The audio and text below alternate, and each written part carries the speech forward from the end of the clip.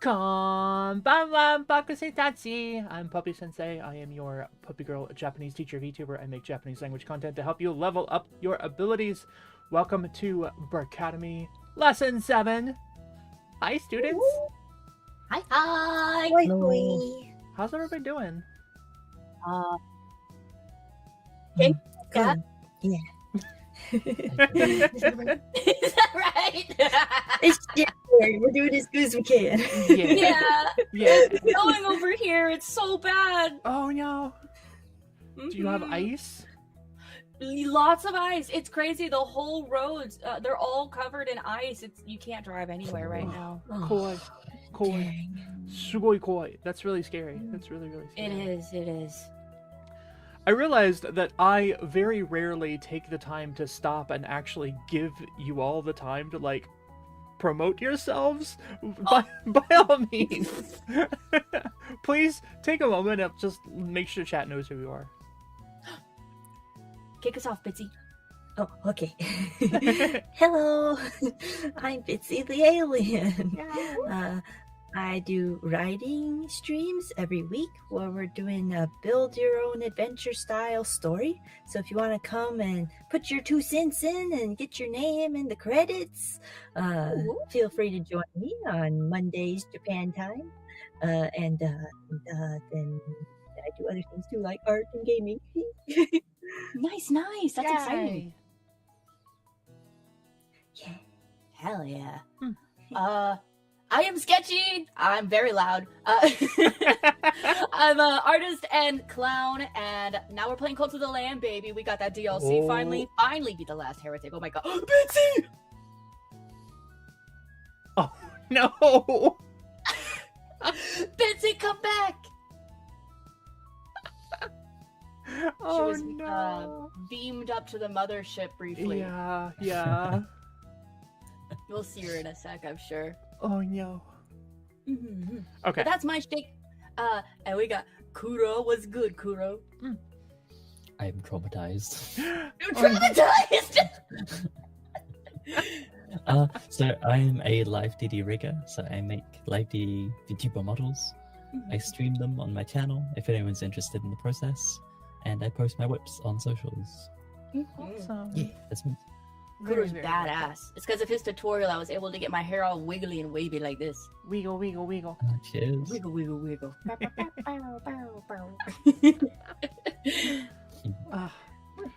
So, yeah. Hi, Bitsy. Bitsy! You can't just Where are leave you? class. Bitsy Okay. skipping class. Put your hand Yeah. up to be excused. Hopefully Bitsy can be back in a moment, I hope. So, for now though, today is lesson 7. You're going to find that today we're going to do a little bit of review. Not a whole lot, but we'll talk about what we've discussed so far, and then we're going to move ahead forward on some difficult topics. So we're going to lay the groundwork for some things that we're going to do later that I think are going to be very, very, very important. So, Exciting! yes, I am excited as well. So, cool stuff happening today. Can you guys still hear me? We can hear you, yes. Yeah, We can Cool. hear you without a problem. We My can't stream died. see you. Oh, okay. Oh, the whole stream? Yeah. Oh no. All right, we will It's delay for been you. that kind of a month. Oh no. Oh no. I think it's because it's cold here in Tokyo. It's like everything's been shutting down. We had a big power outage. Oh no. Oh, Yeah. That'll do it. It's very the cold here internet's too. just been rough. Yeah. too Mm. chilly. We could use an asset as a temporary Bitsy, Yes. if that helps. Yes. Do we have a Absolutely. cardboard Bitsy, Bitsy? would you like to be a tiny clown? Let me try joining one more time, but not streaming. Okay. We That'll do probably help a lot. See your desk now. Bitsy's back! Yay! Let's go! Hello. Yay! And Jelly Cube's joined us. Oh, JD. All right. Are we ready to move forward then? Let's get it. All right, cool. Okay, what did we do last time? So last time we actually completed the basic hiragana chart. We have now gone through all of the hiragana on the chart, except that we're not done yet. So, yay, we finished the chart, but also we haven't yet. There's more to do. There's more to do. And once we finally take care of the hiragana chart, we can move on to katakana, which is all going to be very, very important, yeah, as well. And I'm excited for that. So look forward to maybe lesson 9. We can start katakana, I think. Yay! Yay! All right. Yay. Last time we also spent some time talking about adjectives and what makes them really weird in Japanese. Basically, the fact that you have to conjugate them, which we don't do in English. We don't conjugate our adjectives, but you have to in Japanese. So that makes them a little bit difficult to deal with. We talked about that a little bit. What are we going to do today? Kyou no naiyo. Kyou no naiyo. What are we going to cover today? We're going to do a quick little bit of review. We'll go over what we've learned so far in terms of hiragana and in terms of some grammar.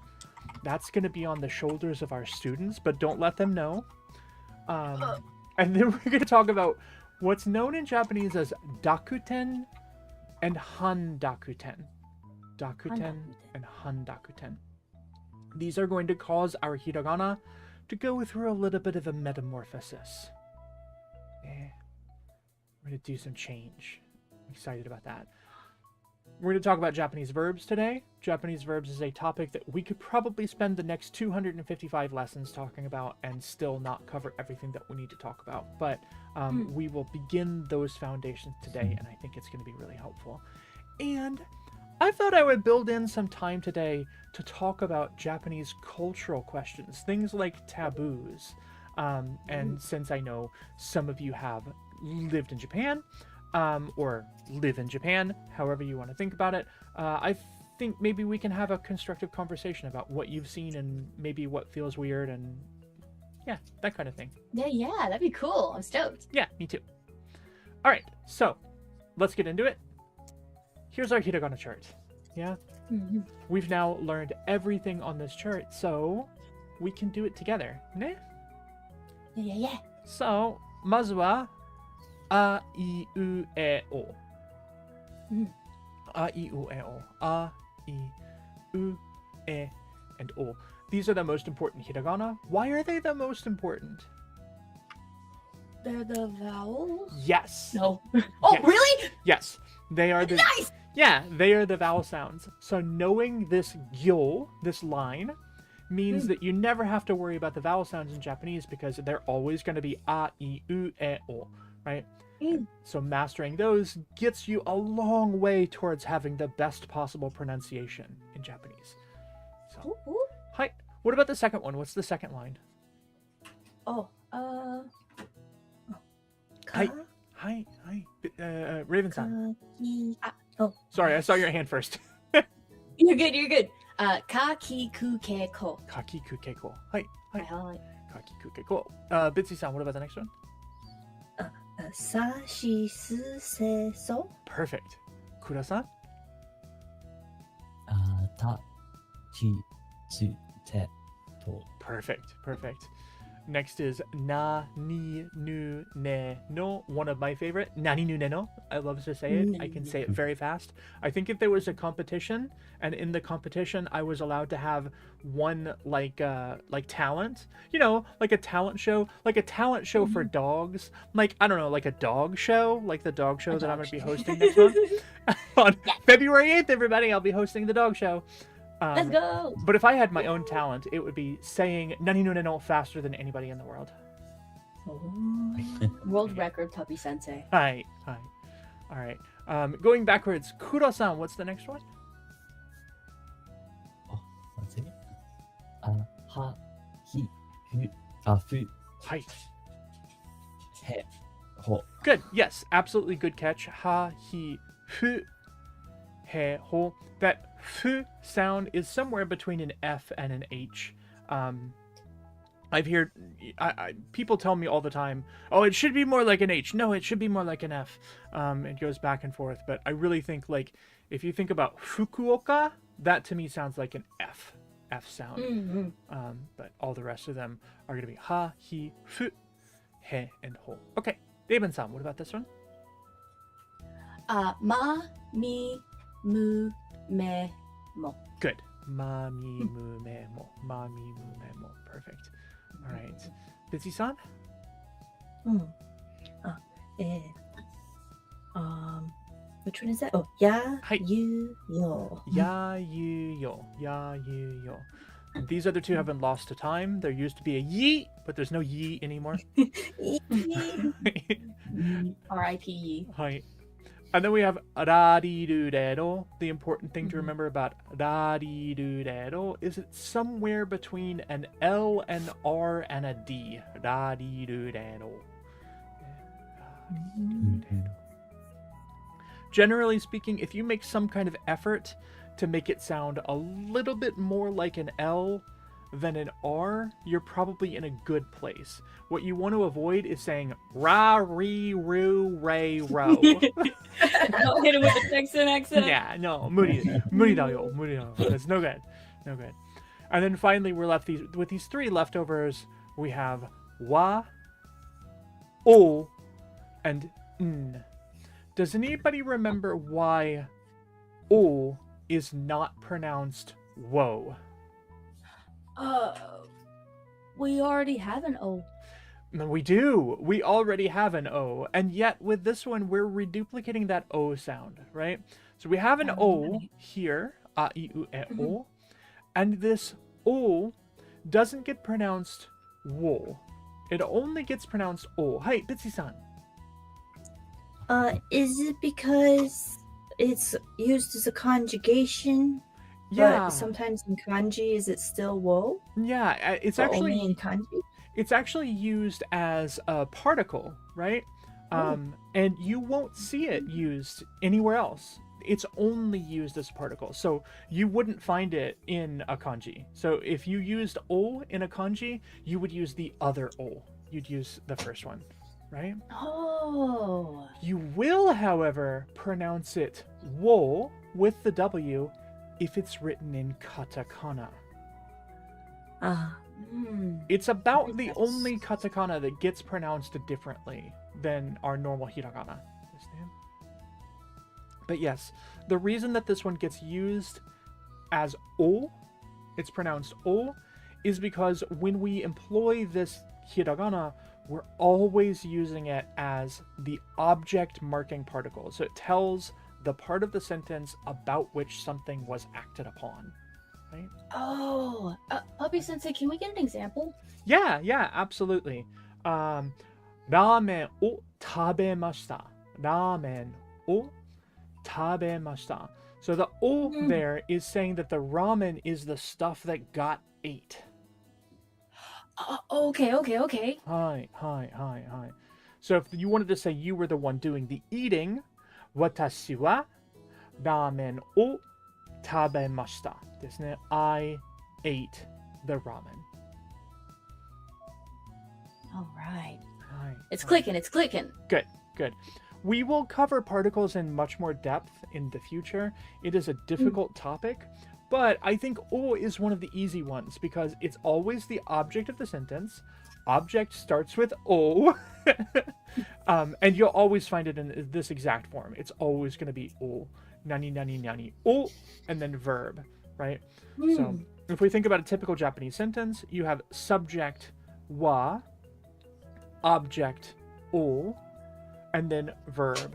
So the thing that's marked with o is the thing that the verb acted upon.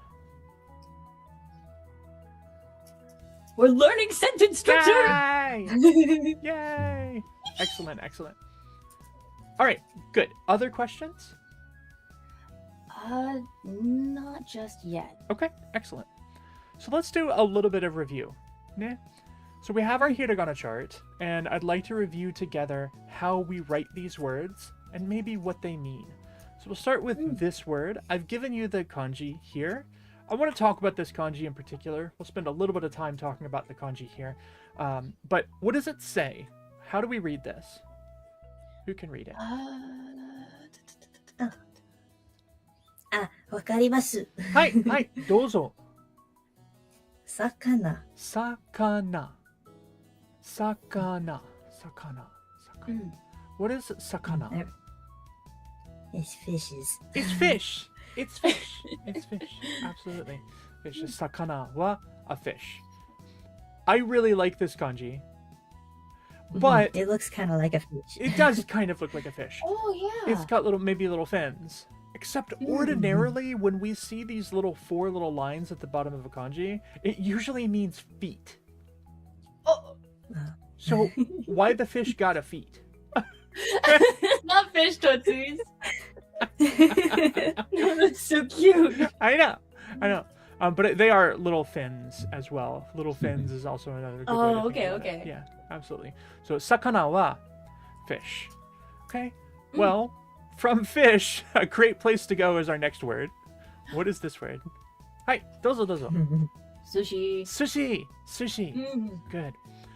Sushi tabemasu. Sushi o tabemasu. Sushi o tabemasu, ne? That's that Sushi o. o Sushi o tabemasu. I ate the sushi. The sushi is the thing that got eaten. We gotta have that little guy in between the two words so the sentence makes sense. Exactly. Yeah.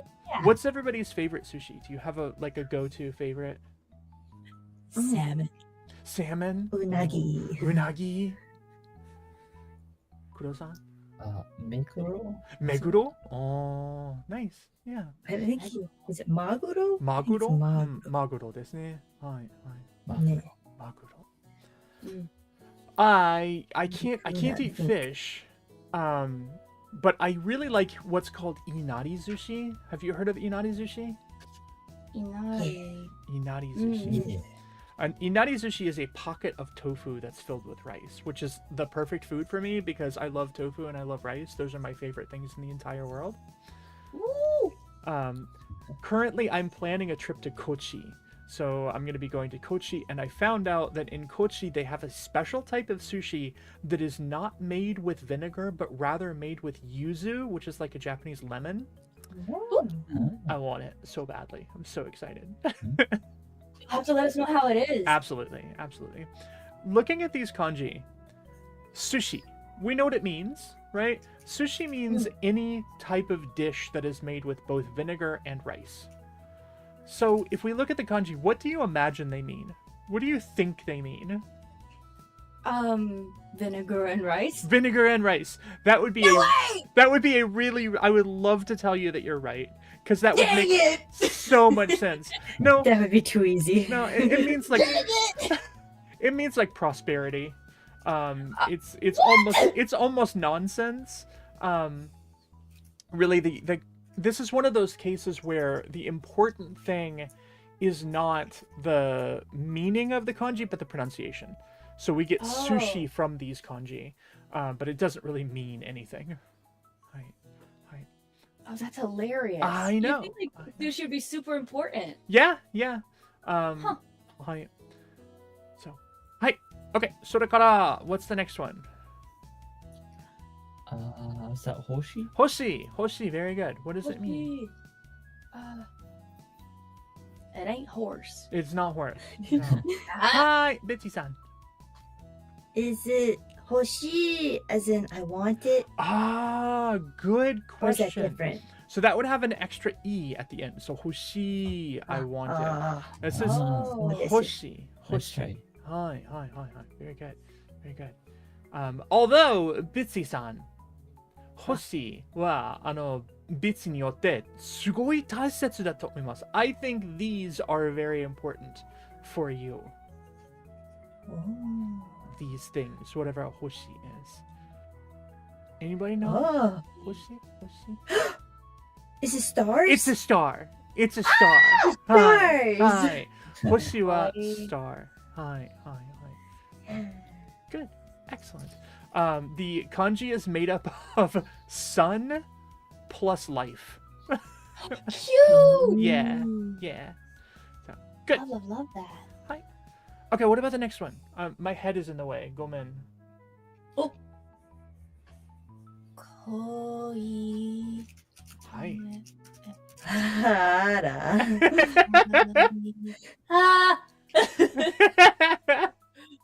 They're getting it, chat. They're getting it, chat. I see it. Koi. So close. いや、待て。待ってください。ちょっと。マミ。Oh! 赤さた、はひふ。恋ふ who じゃなくても it's the one right before who. You went a little bit too far. あごめん。あいうえお。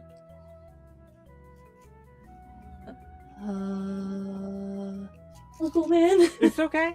So we start with a, ka, sa, ta, na. Ne? Na. なああ恋ぬ Hi. 恋犬は Koinu. What's koinu? やった What is koinu? 恋犬犬 a small dog Yeah, it's a puppy. It's a puppy. puppy Koinu. Literally in the kanji, we have the kanji for dog, that's inu, and the ko at the front means child. So ko inu, it's a child dog. child dog Child dog. that's so cute I know.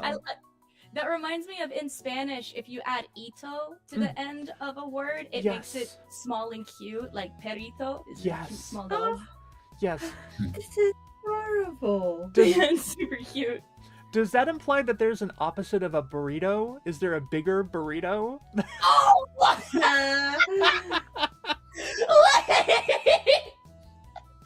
real question We need this. yeah not a burrito a burgrande a burro that's a donkey what The dumpling mean there is a dumple. yeah Hi. Okay, next word. This one up here. What is this one? I think I know. You think you know? Yeah, but I'll let y'all guess. Okay. 買い物 Hi. Kaimono. Good. Good. Well done. What does kaimono mean? 買い物 Can you use it in a sentence? 買い物へ行きます。いろいろなものいります。それから買い物へ行きます。I need some 行きます。 stuff, therefore I am going. 買い物 Where you're going? Yeah, I need some stuff. Right now, I need some stuff. Therefore, I'm going. 買い物 Where do you go when you don't have all of the things that you need? Shopping? Yeah. Shopping? Yeah. 買い物。買い物。買い物 Right, shopping! to go shopping. It's like Roger, it's like Roger. buying stuff. It's Yeah. like the stuff that Yeah. yeah. The, Kaimasu. the verb that we have in kaimono is kao. Kao. So ka o ka ka-u. Ka-u. ですね。Kao. ですね。And it conjugates to an E sound in various situations, one of those being when it takes mono to be a thing that is bought. So, kao, Oh. kaimono. ですね。はい。 Ah. はい。Good. Nice, nice. Okay, next one. What's the next word?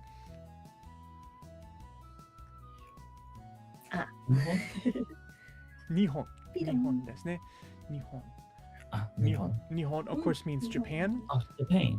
Hi. What do these kanji mean? Anybody know? Well, I Does got one the of them. one You have does one it of them. mean tree? Ah, that's a good question. Wait. This second one, it Wait, kind I of think I looks... know both of them. Okay, okay. Yeah. It kind of looks like tree, except it's got an extra little line here, which would make it what? Forest? Book. Book. That's Book. right. That's right. Book. Is book. Hi. So, hon. Paper. Hon is book. Hon. So if you had a bookshelf, that would be a hondana. Hondana. This is book. Oh, And then what's the first one? the sun. The sun. The sun. Absolutely. So is Japan a book about the sun? 多分. No. No. No. So actually, hon can be pronounced another way, which is moto. And when Oh, hon is pronounced moto, it doesn't mean book, it means origin. Oh, Hi. that's cool. Hi. So Japan is the origin of the sun because it's the place that the sun first comes up from the perspective of China. Hi. Hi. Good. So Nihon. Nihon. Okay. Two more. What's the next one? 行く Iku. Iku desu ne. Hi. What does iku mean? going? Yeah, yeah. To go away from, move away from, right? So, kaimono e ikimasu. I am going shopping. I'm going out. The opposite term would be kuru, which means to come, to arrive. Kuru. Hi. All right, we have one more, but we can't read it because Raven-san, you're in your I way. see.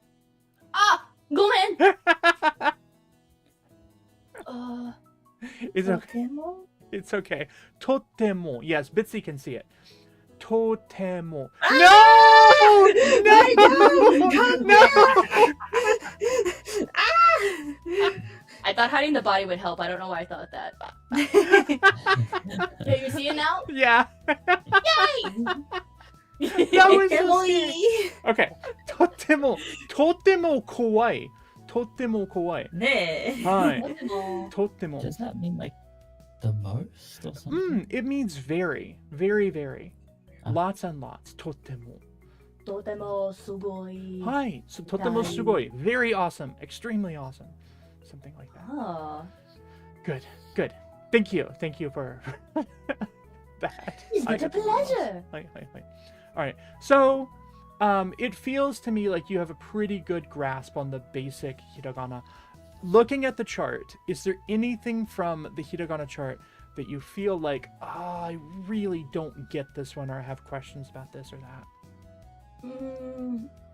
The issue I'm having on my end is just memorizing the later half of the chart. Hi.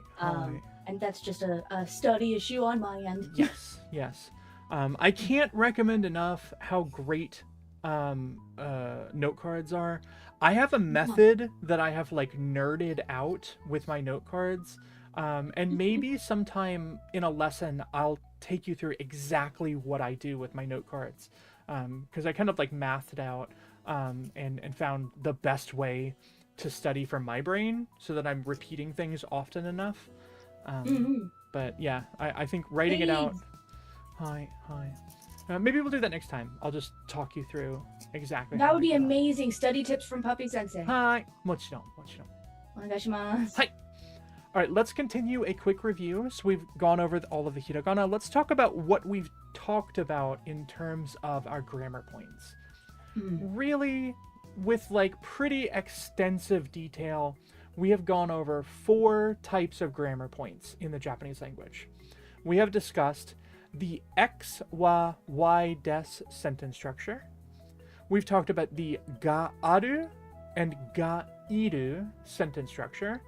We've talked about e adjectives and we've talked about na adjectives. So, currently there are 4 of us, and I thought, what a great idea it would be if each one of us takes one of these topics and tries to explain it. That's a good idea, Puppy-sensei. Let's see if we can do it. Yes! Yes! So, who wants to try to explain the X, wa, Y, des sentence structure? Hi. はい。 お願いします. Hi, Raven-san, go ahead. It's the only one I'm very confident in. Yay! So X would be your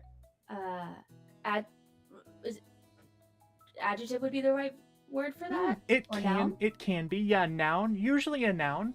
Okay, so Usually that'd be your noun. yeah, Yeah. good.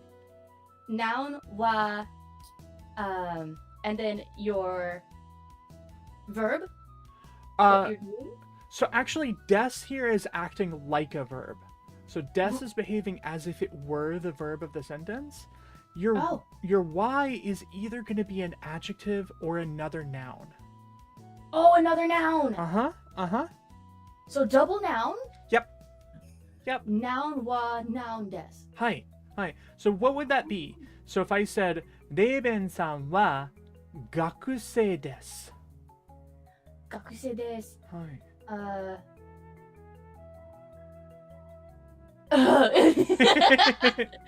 thought really hard and nothing happened. Okay, let me try it the other way around then. What if I said, Puppy-sensei wa sensei desu?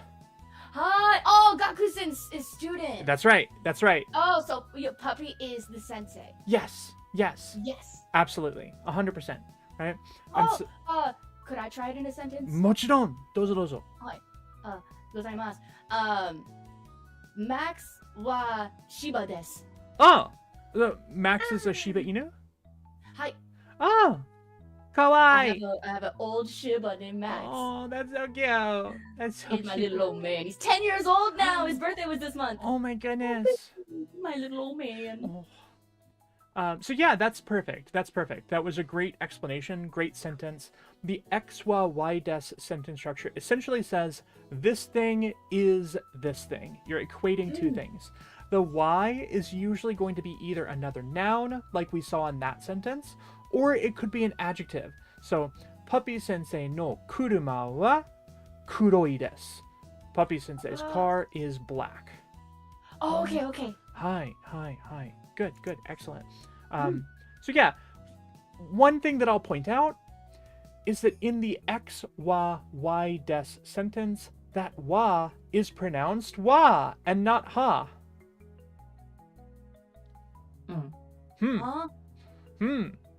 So this is the ha hiragana from the ha-gyo. But it's pronounced wa here because it's a particle. So as a particle, ha is always pronounced wa. Wow. Hi. We'll talk more about that. I know that's a confusing point, but regardless. X, wa, y, des. Excellent. You did a really good job. Who wants to tackle ga aru and ga iru? Hey. I know this one. Okay, Pitsi-san. I recently learned this one good. Okay. So, ga aru and ga iru basically both mean it exists. That's but right. one of them is for living creatures. Mm-hmm. Now, let me see if I can get this right because I always mix this one up. Aru is for objects and iru is for alive stuff. Perfect. That's right. That's absolutely right. That's absolutely Oh. right. Right. So, if I said, Sensei wa inu 2匹がいます. Inu 2匹がいます. I have 2 dogs. For me, 2 dogs exist. So we're going to use this ga aru or ga iru to mean like it is, it exists. We can also use it to mean something like I have, I own. So, 新しいスマホがあります. I have a new phone. I have a new smartphone. はい、どうぞ. The way I finally remembered it after years of doing it incorrectly is I think of fish and sushi. Sakana is ga-iru. The fish is alive. But the sushi is ga-aru because we have the sushi, but it is not alive anymore. I like that. Smart. I was having an ethical question, an ethical conversation or debate with somebody recently about robots and whether robots are ga-aru or ga-iru. It depends on the robot. It depends on the robot. It does. That was the ultimate end of the conversation, is that if the robot can get up and walk around and move its feet, it's iru. But if the robot is stuck in one place, it's aru. Okay. Right. Very interesting. That's cool. Hi. All right. Kuro, do you feel like you want to tackle E adjectives? Do you feel you can explain them, or do you want me to do it? Give it a shot. Okay. どうぞ。 Not sure if I fully understand it. Okay. But, I mean, like we were going over before with colors. shiro Hi. is the color white. That's right. By itself. Mm-hmm. But when you put it in a sentence and you want to say like something is white, like sushi wa, would you use wa? Yeah, yeah. Sushi wa shiroi desu. That's right. Perfect. And a great example of the XYY desu sentence structure as well. Nice. Bring it Hi. back around. Yep. So when we use an E adjective as an adjective, it needs to have an E at the end. So examples of this would be things like kawaii and kawaii.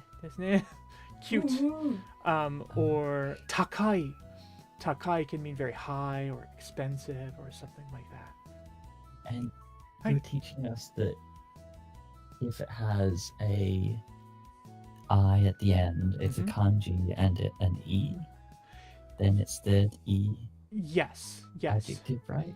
Yeah, if the E sticks out at the end, just like kawaii, at the end of kawaii, you have an E there. That means that it's an E adjective because that's not part of the adjective itself. It's not part of the word. It's part of the conjugation. And E adjectives conjugate. We haven't really talked about the conjugation of an E adjective yet, but if you had something like takai, and you wanted to say that thing was tall, but it's not tall anymore, right? Maybe you had a big building and part of the building disappeared. It just went up to space. And now that building is not so tall anymore. It's okay. We forgive you. We forgive I only got half it. It's all right. It's all right.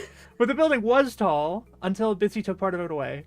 And once part of it went away, it's not so tall anymore. So instead of saying takai, we would say takakatta. It was tall.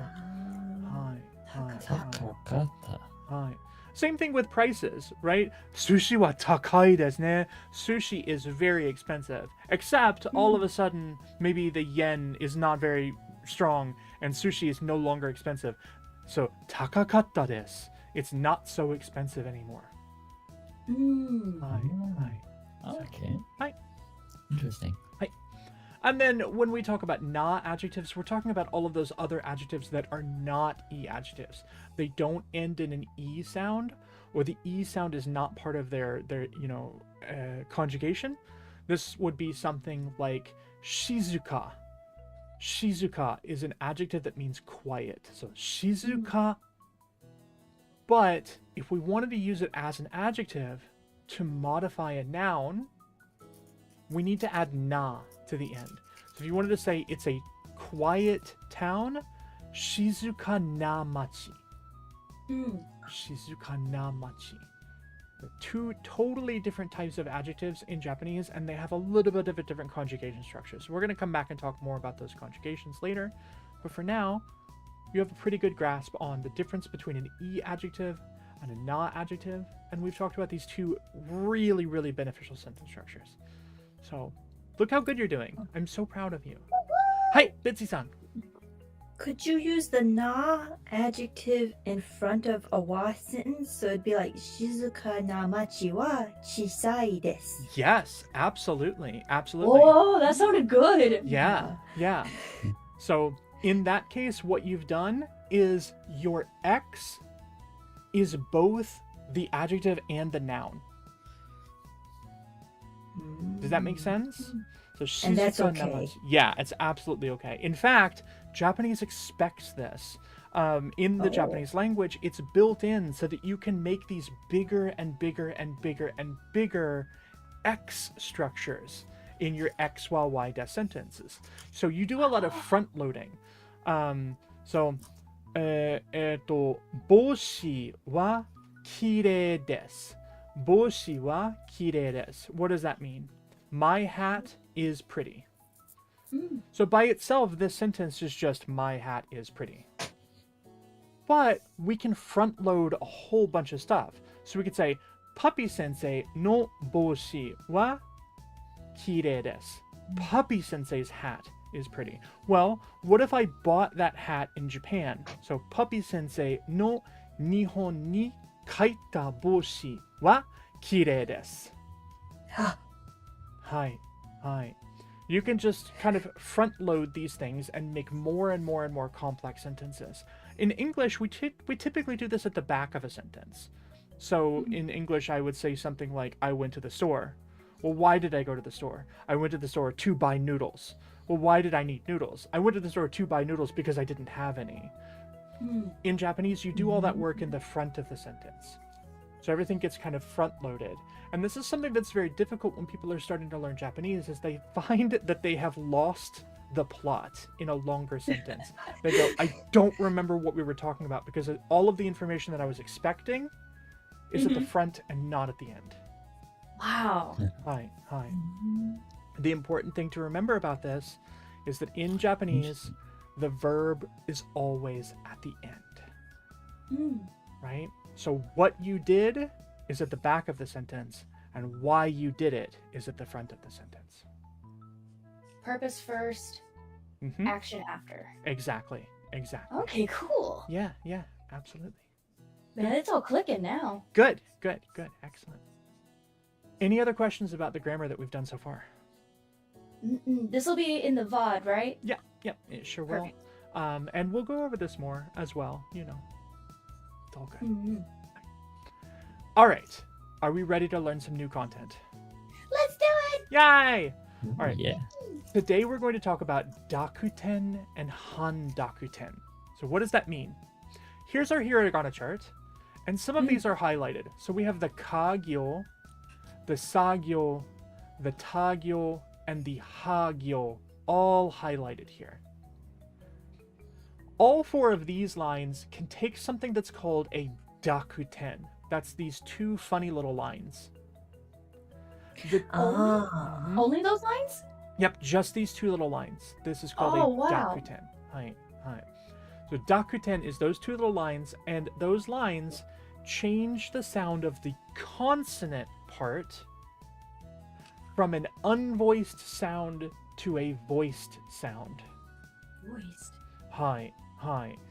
If you don't have a whole lot of history with linguistics and phonetics, you may not understand the difference between voiced sounds and unvoiced sounds. But I am here to teach you. Woo-hoo! Okay, an unvoiced sound. Let's look at the kagyo. In the kagyo, we make ka, ki, ku, ke, and ko. Ka, ki, ku, ke, ko. Ka, ki, ku, ke, ko. Yeah? This is a K sound. And when you make a K sound, you're not doing anything with your throat, right? Do you notice that when you make a k, nothing happens? If you like put your hand on your throat, nothing would happen. You may feel like a slight itty bitty teeny tiny bit of a vibration, but mostly it's just air coming out, right? Well, when we put dakuten on, it changes the ka sound to a ga sound.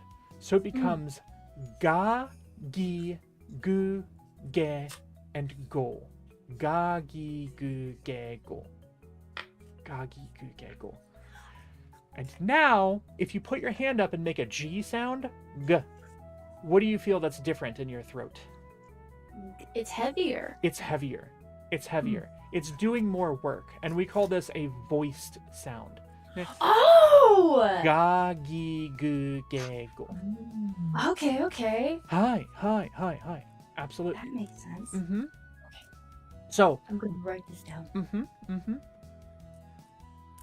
So with the inclusion of the dakuten, we're turning the ka sounds into ga sounds. Ka becomes ga, ki becomes gi, ku becomes gu, ke becomes ge, and ko becomes go.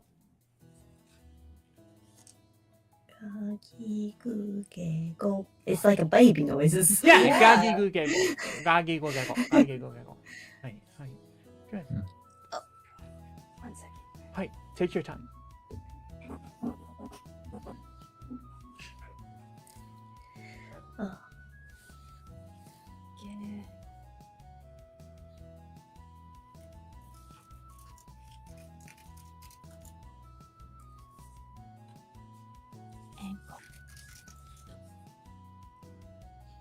Ah.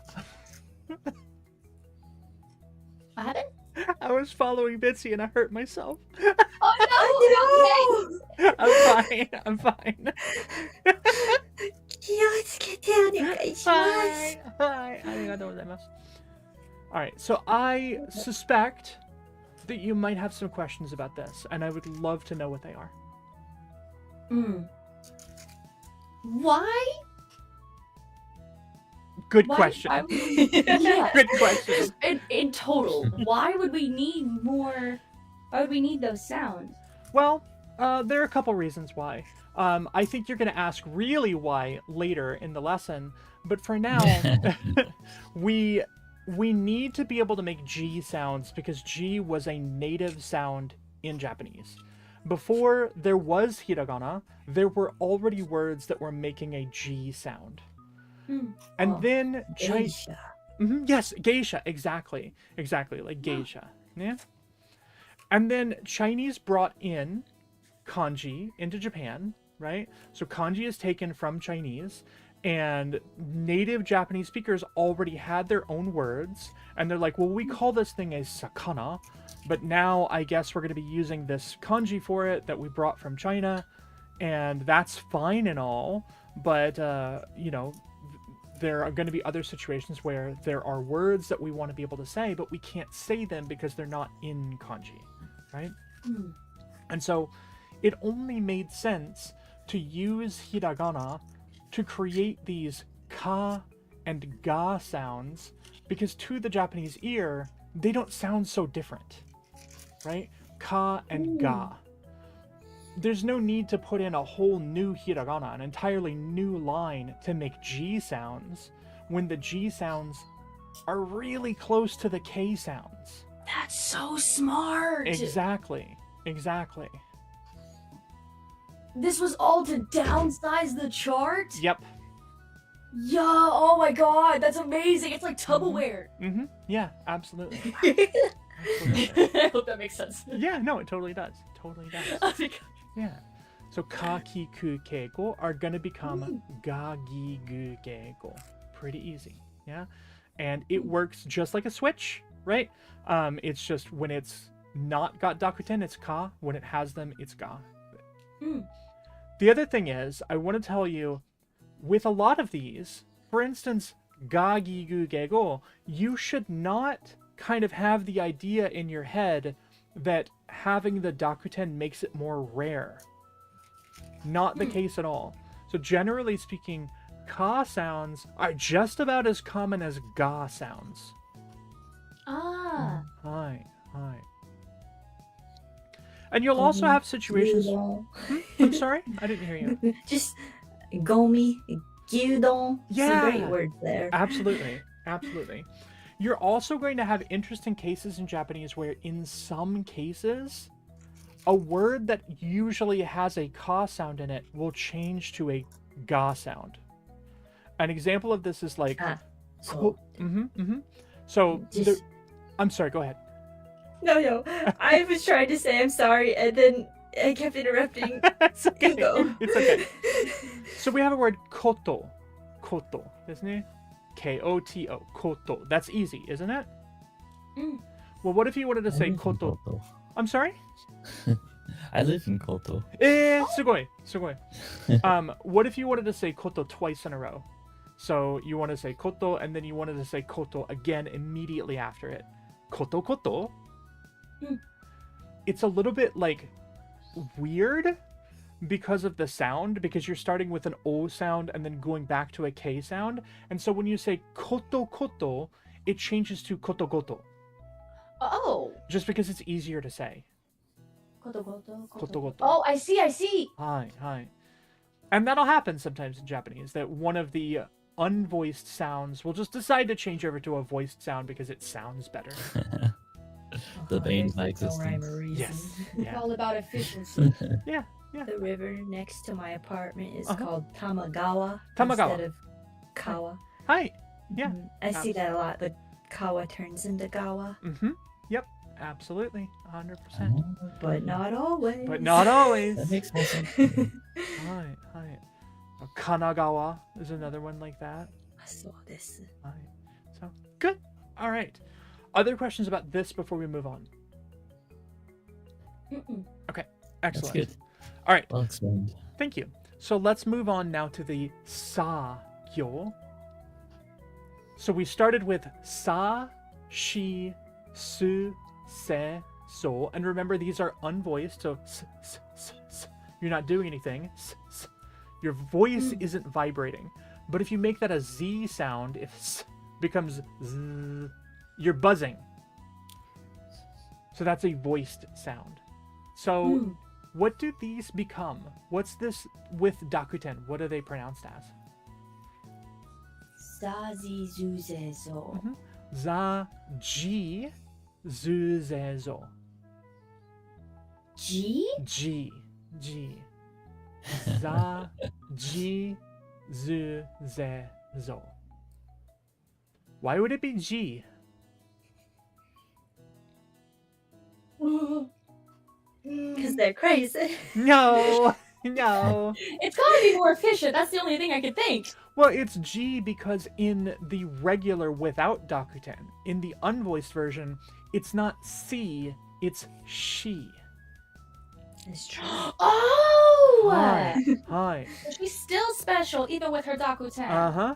So try to Okay. say she, and then try to put some buzz on it, and what happens? Nope. Z. Oh, you're right. Yeah, it becomes a G. G. Hi. Za, ji, zu, ze, zo.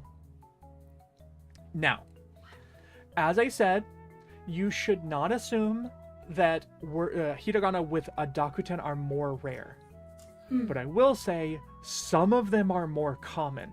So in za, ji, zu, ze, zo, which one do you think is the most common and probably one of the most common hiragana in the entire Japanese syllabary? G? Ji. That's what I would guess, yeah. Yes, yes. We see it all over the place. For instance, kanji. Oh. Hi, hi, hi. So very, very, very common. The G sound is all over the place in Japanese. The other ones, not so much. You don't see a whole lot of za, zu, ze, or zo. Sometimes you see them, but not nearly as often as you see chi. Understand? Questions about that?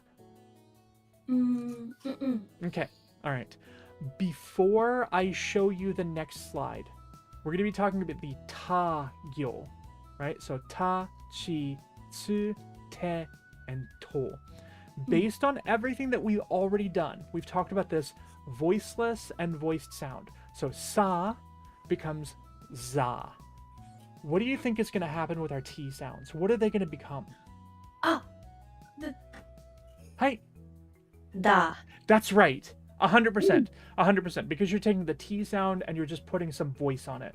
So, ta, chi, tsu, te, and to are going to become da, ji, zu, de, and do.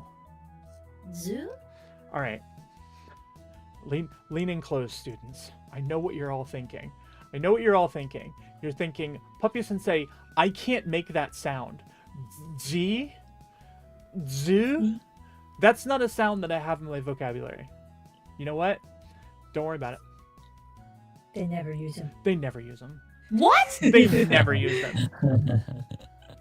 It is point. incredibly rare. There are like possibly 2 words in Japanese that use them, and mostly it's used for things like slang, right? So if you want to sound like a Yankee, sometimes you'll use the zi. Oh. Hi. What is it? Does it? Yankee is like a Yankee. yeah, it's like a biker dude. Or like a Oh, biker like girl. a badass? Yeah, exactly. Yeah. Exactly. Ah, okay. Macho man. The Yankee boys. Yankee boys. Right. So, ta, chi, tsu, te, to becomes da, ji, which we don't really use, zu, which we very rarely use, de, and do. But da, de, and do are very common. You see them all the time. So, De and to. de and do. All right, so next we're going to talk about the hagyo. Ha, hi, hu, he, ho. Hold on to your hats if you don't mind. Mazu should be easy. We add dakuten. Ha becomes ba. Easy. Ne? Very easy. Ha, hi, fu, he, ho becomes ba, bi, bu, be, bo. Also baby sounds. Ba, bi, bu, be, bo. Ba, bi, bo, be, bo. Ba, bi, bo, be, bo. Yeah. All right, so ha plus dakuten equals a B sound. Great. That's wonderful, right? And we're done, aren't we? Can we be done? No. Because unfortunately, the hagyo changes sound twice. What? Yes. No. Yep. So the hagyo, if you add dakuten, it becomes a B sound. But we also have something else, which is called handakuten. It's only for the hagyo? That's right. And That's why it's handakuten... called the handakuten? Yeah. Handakuten means semi-voiced, half-voiced, just a little bit voiced, right? And that's that little circle, this itty-bitty circle. And in Japanese, circles are something you never see. How often have you seen a circle in Japanese? Never. You don't see them in kanji, you don't see them in hiragana, but you do see them when we take ha and add handakuten and make P sounds. Oh no! Wait a second! Machigaimashita! I messed up. I messed up. Where's the circles? Where are the circles? How do I fix it? Chotto I must correct this. I have made an error and it must be corrected. The only problem is I don't know how to fix it. Tell a story. Hi, dozo. Because ha can be pa and ba. When I was at Maid Cafe and I tried to tell them my name, they couldn't pronounce it. I like Bitsy, and they're like Bui Tsui, and I'm like Bitsy. They're like Bui Tsui, and I'm like, just call me B-chan, and they're like, no, too masculine for you. We call you P. We call you P-chan because it's the same. It's just cuter. Oh, what? That's amazing. I'm P-chan.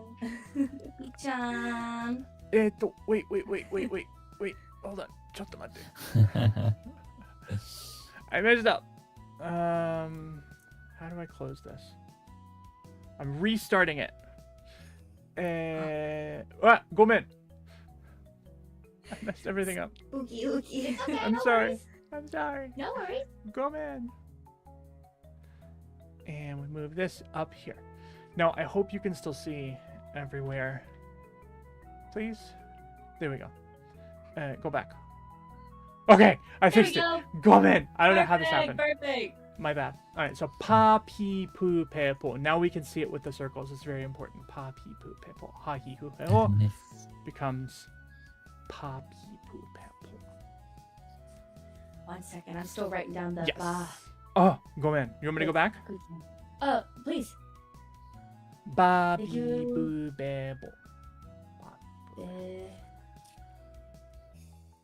I also have to use flashcards. Sugoi taisetsu da tomoimasu. Very important. Flash card. Okay, I'm ready for the next. Okay.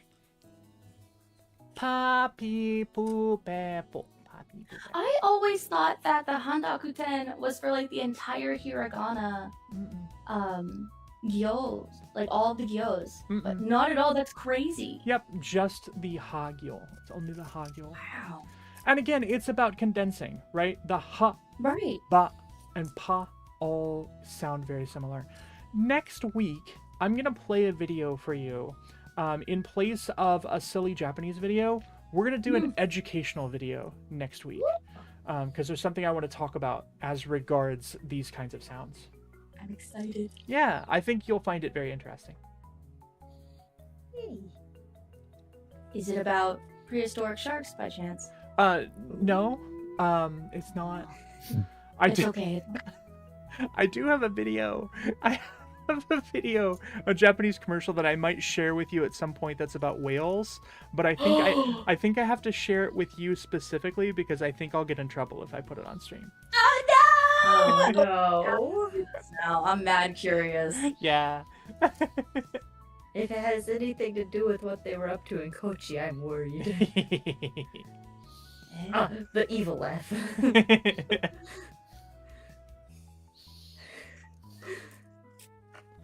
It's not even a Japanese commercial. It's an Australian commercial.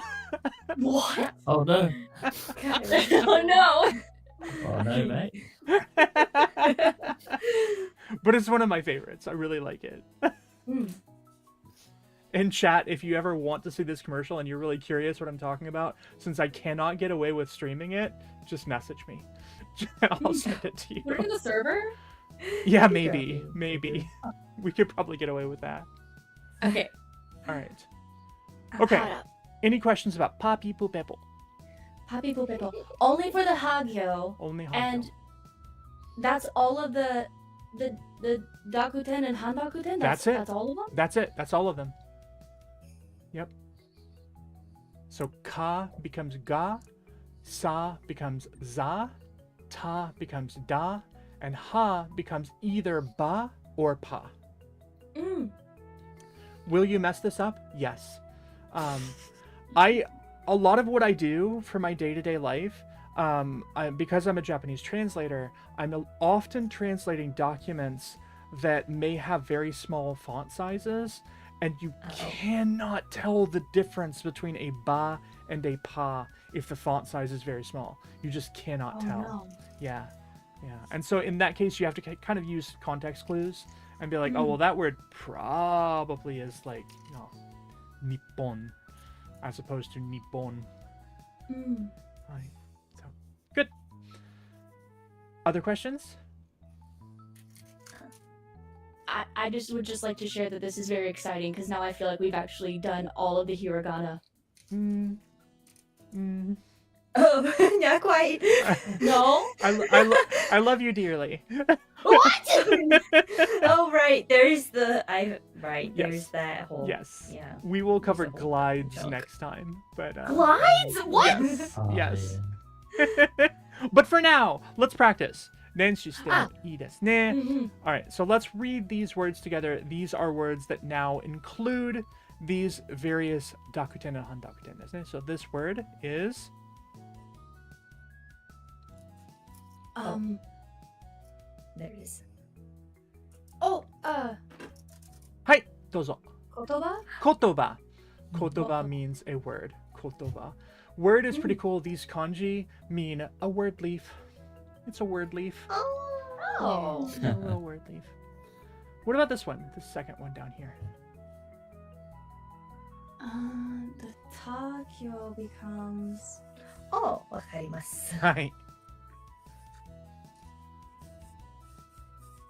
The kanji is so cute. I know, it's adorable. It's in a little box. Uh-huh. Oh, like a chocolate box. That's really cute. Yeah, exactly. 100%. That's right. So what is it? Anybody can read it? That's... Takyo becomes... Mm-hmm.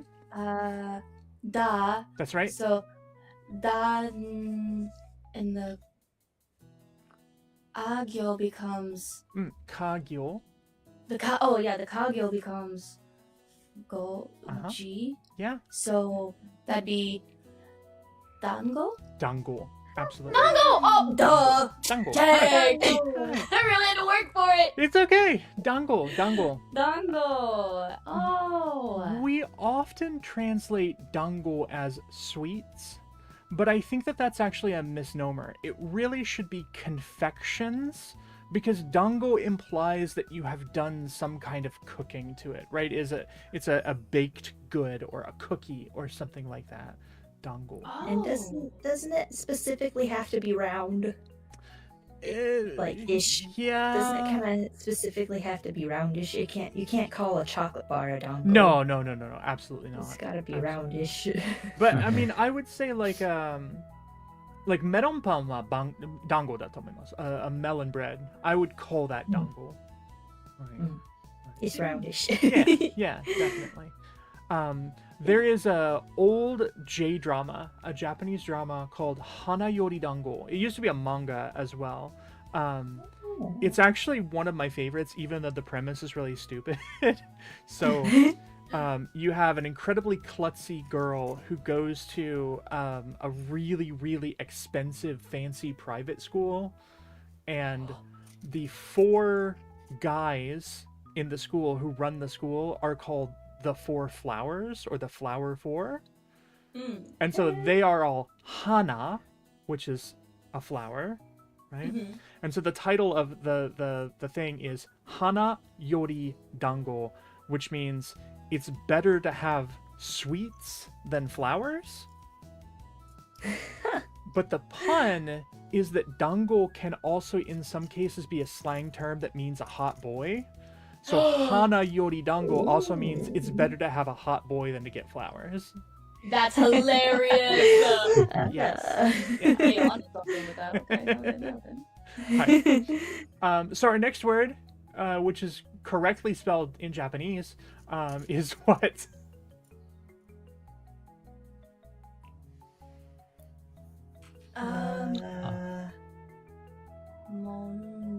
Mondai. Mondai.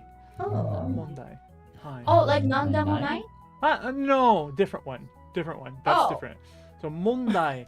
Mondai wa, it's like a problem that needs to be solved or a question. So like a math problem would be a mondai. Hi. I get Monday night a lot. Mondai nai. Mondai nash. No problem. No issue. Nothing needs to be solved here. Mondai nai. Oh, mondenai. What the nandamonai? Nandemo nai. This is actually different. So nan means what, right? Nandemo, when we put this together, that means anything. And then nai means not anything. So nandemo nai means nothing at all. Oh. Nandemo nai. And everybody can just ignore the fact that I misspelled that word in English. So what's the next one? Ooh.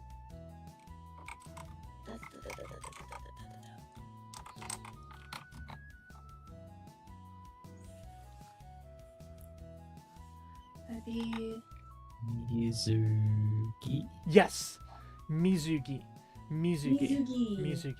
So the first kanji that we have here is mizu, which means water. And the gi kanji is the ki from kimono, which is something that you wear. So a swimsuit is water wear. Oh. cute. And notice here the transfer that's happening. So kimono, this is a ki sound if it's in kimono, but after a zu sound, it becomes a g sound.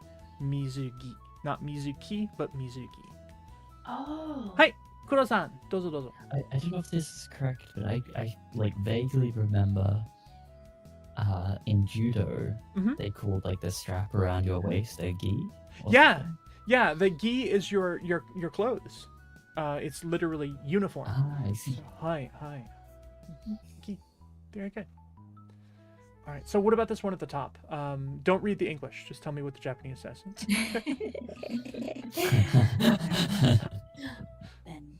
Bento. Tough one right there. You're right. That's real rough. Bento. So this is the hagyo, right? And it's got the 2 dakuten, and it's turning into bento. Good. 3 more. What about this one? Usagi. Usagi mo oishii desu ka? No. I wouldn't know. Yeah, usagi wa a bunny. Usagi. Good. What about this one? That's gonna be. Ooh. Hi. and Su becomes da kin chu. Oh, I gotta look at my notes. It's like it sounds like something you would put on a burger. Yeah. Zazu? Chizu. Cheese. Oh, what? Jesus. Chizu. Yeah. Jesus. You do have to be careful in Japanese. So these are two different words. Chizu, a map. Chizu, map. Chizu, cheese.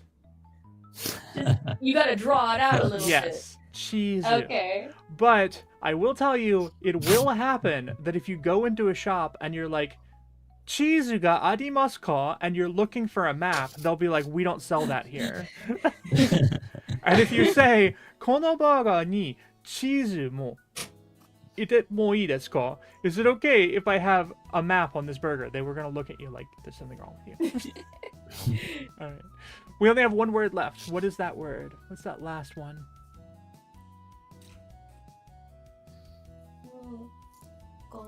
Doko? Doko. Doko. Doko desu ka? Doko. Hi. The T sound is becoming a D sound. This is one of many question words in Japanese. So, doko desu ka? Where is it? Doko. Doko. Good. Excellent. I have a question. So I tried to give you lots of different examples of lots of different sounds here. Like in all of these different kanji that are tango, vocabulary that I've given you to practice today, I gave you lots of different sounds. But where's P? Ain't no P. Why? It's mostly used for laughing, isn't it? It's mostly used for foreign words. It's mostly used for foreign words. So actually, despite the fact that we have the handakuten that we add for hiragana, you almost never see it in hiragana because it's mostly used in katakana. Oh. Hi. So important to know, but the pa gyo with the handakuten, you won't see it very often unless it's in katakana. You'll use it all the time there. Tatoeba, computer. You can't say computer without the P sound. But those P sounds aren't really native to Japanese, and so they're actually a latter addition. What about the kappa? Yeah, kappa. Is kappa? Kappa, yeah. That? That is one of the rare native kind of sounds. Okay. Yeah. Okay. So they are pretty, few and far between, but they do show up from time to time. I was gonna be sad if Kappa was in a No. Japanese monster. It is. So, okay, good. Want to watch a silly commercial? Yes. Yeah. Oh yeah. This is a longer one, a little bit long, but I think we should just enjoy it together. Yeah? I'm excited. Was there anything that we needed to do to make sure that everybody can hear it? I'm always uncertain about this. Bitsy, are you streaming? No, I'm not. Okay. Okay, so it's only Puppy-sensei, so you'll be good to go, Puppy. Awesome. All right. Well then, here we go. Let's enjoy this together. It's going to be like 7 minutes long, but here we go. I'm excited.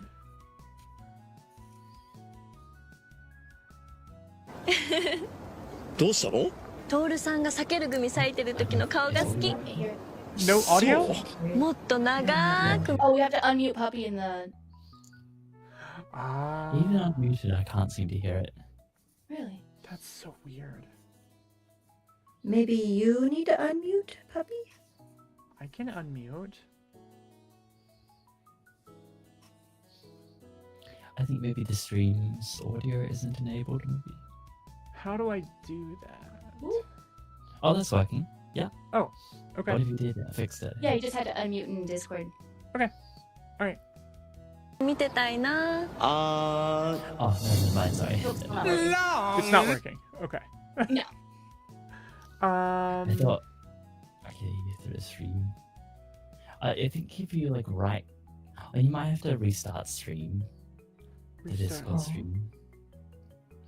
I think it's an option when you start the stream whether it's muted or not. Okay. Gomen minasan. Let's stop streaming. Restart the stream.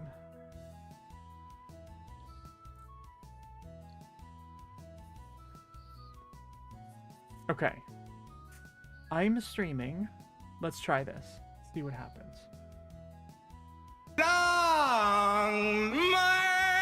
Not yet. No? No sound? No. Are you seeing it in OBS? Yeah, it works in OBS and I think chat can hear it. Oh, what? Yeah. Okay, I'll just watch What this. if- What if, at least for next time, we Mhm. get the link and we all go pull up the link on our ends and we go 3, 2, 1, play. Yeah. Yeah. Okay. For now, I think we can watch on stream. I'll watch in the stream, yeah. Yeah. All right. Just let me know. It's slightly loud for chat. Okay. Gomen, It's I'll gonna turn it take down. a second to pull up. Gomen, you take your time. In the meantime, chat, what do you want to know about Puppy-sensei?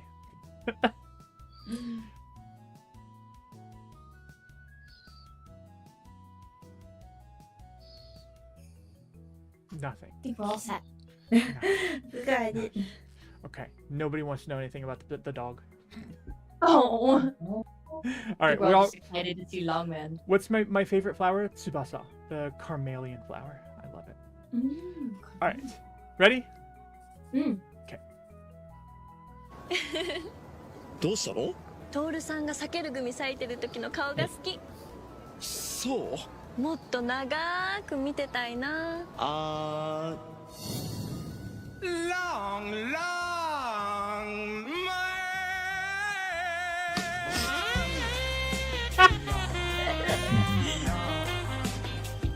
危ないねあの人。避ける組対長い避ける組。キリンさんが見てテナガザル。こっちはゾウさんだ。ちーちゃんは長いのが好きなんだね。別に意識してるわけじゃないけど。気のせいか。あー。Long, long, my...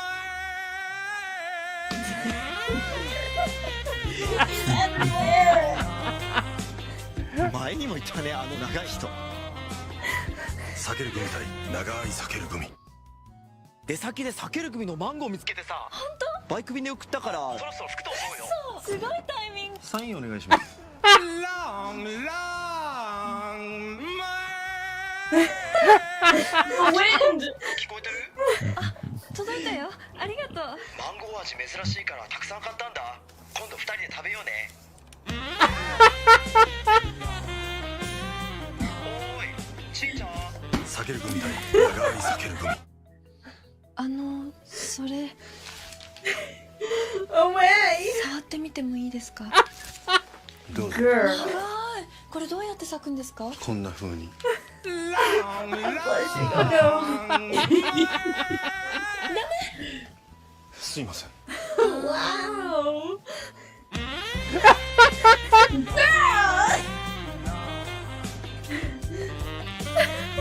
避ける組対長い避ける Oh 組。 my. Mama, no! 電話出ないから心配になって。ちょっと寝込んでて。これ持ってきたから一緒に食べよう。今日は Uh-oh. 今はダメ。 Long, long, Tucked in.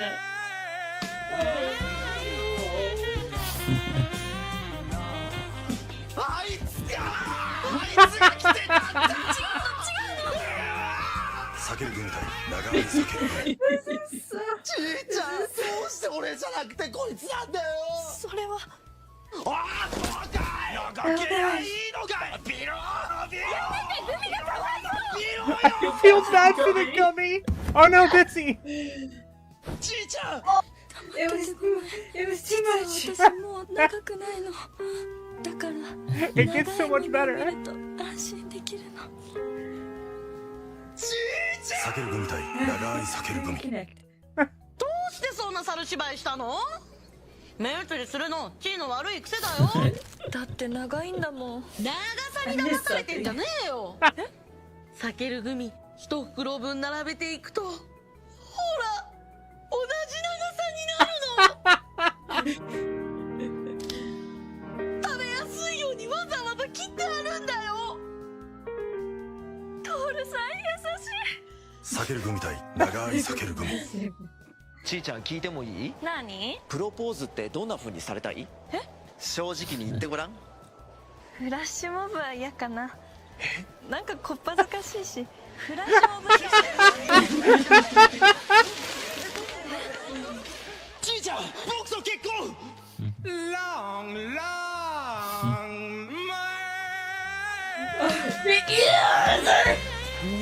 長っ。避ける組対長い避ける組。ちーちゃん。ダメ。結婚式までお預け。シェーおやすみ。おやすみ。シートベルトお締めください。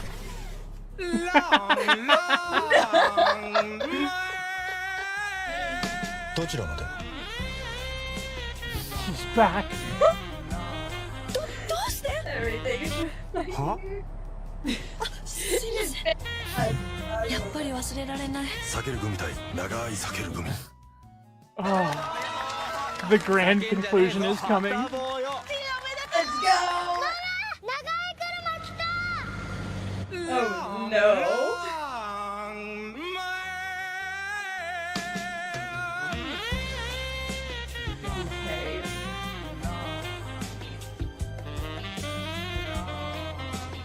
Is it tail? してくれると思ってた。避ける組対長い避ける組。私、長い間あなたのこと待ってたの。トールさんごめんなさい。私のことは忘れて。分かったでしょ？私はひどい女なの。ああもうやだ。どうしていつも俺の前に現れるんだよ。一目見た時から君のことが。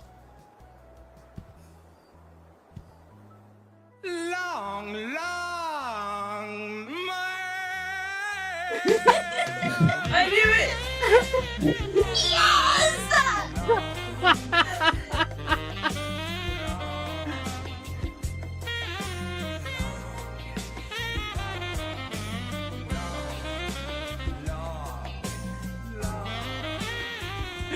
トークン。俺？嘘だろ。高いったのに。どうして？僕らはきっと分かり合える。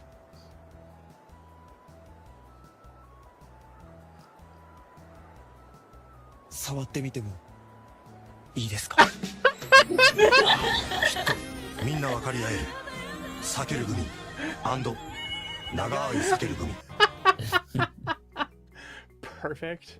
Amazing. The happy couple. I love it so much. It's so great. Okay, moving forward. Wow. Let's talk about verbs. Yeah. Okay, so Doshi, we're gonna talk about verbs. I know, right? What a shift. Huh. Take a moment. Today we're gonna start talking about Japanese verbs. This will be kind of a little bit of a lecture that I'll give. I would, maybe take notes if you can. Japanese verbs are going to be written with a kanji component and a hiragana component. We've talked about that, a little bit here and there, right? That oftentimes the reason that we need both kanji and hiragana is because the hiragana part needs to be able to conjugate. Kanji will never change. Should have done adjectives after long man. Okay. Nagai desu ne. So we need to have a kanji component that doesn't change, and then we need to have a hiragana component that will change, because all Japanese verbs are going to need to conjugate. We talked about this with adjectives as well, right? That adjectives need to have that part, that E part at the end, that we're able to do conjugations for. Otherwise, Japanese doesn't work as a language. Yeah? So our example here is taberu, which means to eat, like sakerugami. So taberu, to eat. We can see the kanji part in the front, and then the hiragana part in the back. Okay, so far so good? Okay. Okay. Gomen. Right? And this is what I was talking about before. The reason that we need to have both a kanji component and a hiragana component is because in Japanese, things change. When kanji was brought over from China, kanji are completely static because Chinese really doesn't have any grammar, right? Chinese is all about kind of taking a bunch of words and sticking them together and saying, you figure it out. And so words don't need conjugation. Instead, things like past tense will be handled through particles. But in Japanese, things like past tense are handled through conjugation. So let's see how that works. The most important conjugation patterns in Japanese are going to be what we call the non-past or the past, and the casual or the polite. Okay? Casual and polite should be relatively easy to understand. Casual, you use this form with your friends and your buddies. Polite is you use this form with people who are like your bosses or anybody that you want to show a whole lot of respect for. I'd like to talk in depth about that in a moment, but for right now, just know that verbs are going to be categorized as either casual or polite. And then we get non-past or past. Okay? So a verb can be in the past tense or it can be in what we call the non-past tense. Why would we call it the non-past tense? Do you have any idea why? Because it can't be future tense? That's right. That's right. Oh. In Japanese, there's no such thing as a future tense. But technically speaking, there isn't exactly such a thing as a present tense either, right? So I want you to think about a sentence. Let's think about this sentence. Ramen o taberu. Ramen o taberu. What does that mean? You ate ramen? I eat ramen, right? It's in the non-past and it's in the casual. So it's not past tense. Past tense would be ramen o tabeta. I ate ramen. But instead, because this is taberu, it's in the non-past form, and that means I eat ramen. Good, great, perfect. What does that mean in English? If I said I eat ramen, what am I actually saying? I'm doing it right now. Am I? Is that right? No. No, right?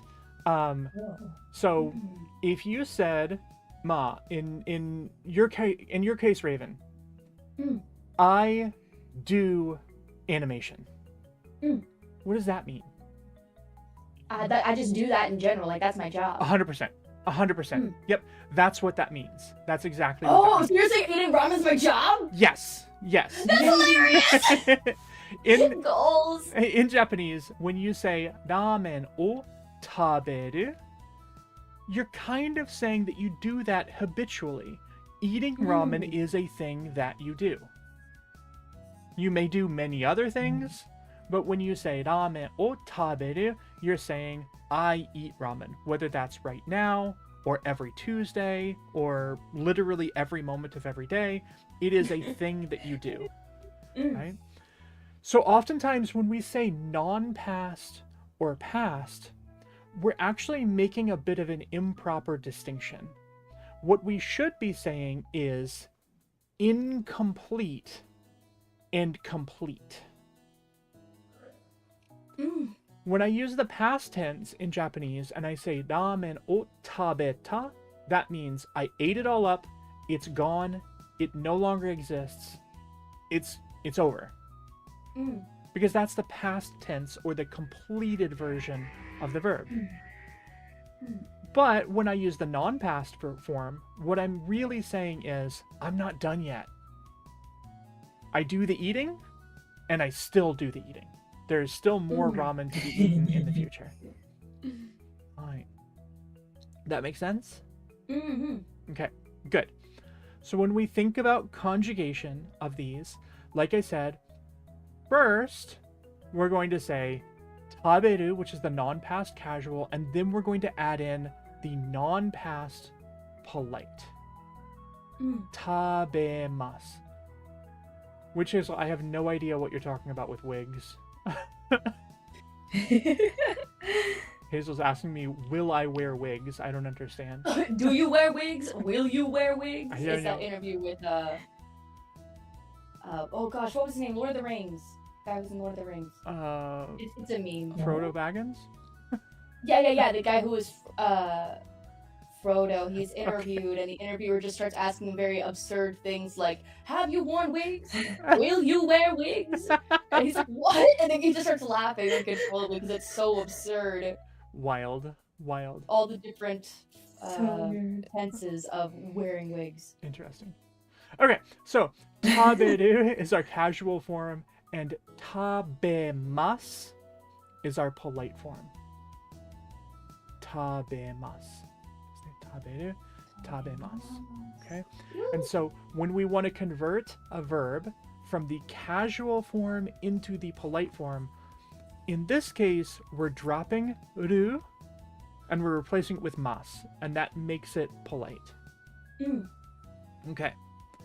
Let's take a little bit of a detour here and talk about what we mean by polite. So in my first sentence, I have ramen o taberu. This is a non-past, incomplete, casual form. I eat ramen. My second sentence is ramen o tabemasu. What's the difference? Ramen o tabemasu. We know that Must to do something? Yeah, so we know that tabemasu is the polite form, right? And so ramen o taberu, casual, same tense. We're not changing the tense, we're only changing the politeness. So ramen o tabemasu is now the polite version of the same sentence. I eat ramen and I eat ramen. One is casual and one is polite. So my question for you, or I don't even think it's going to be a question, I think I'll just explain this to the best of my ability. What I really want you to understand is that the distinction between taberu and tabemasu has nothing at all to do with how you do the verb. This is really, really important point because I think a lot of people misunderstand that. They hear that tabemasu is the polite form of to eat.